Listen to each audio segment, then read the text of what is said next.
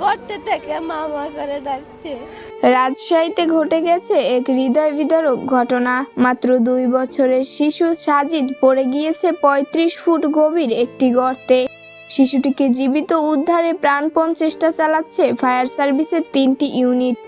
বুধবার দুপুরে খড় তুলতে মাঠে গিয়েছিলেন সাজিদের মা। তখন খেলতে খেলতেই হঠাৎ গর্তে পড়ে যায় ছোট্ট সাজিদ।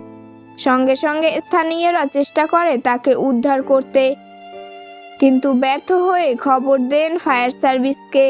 মাঠে যে গর্তটি ছিল সেটি তৈরি করা হয়েছিল 1 বছর আগে নলকূপ বসানোর সময়।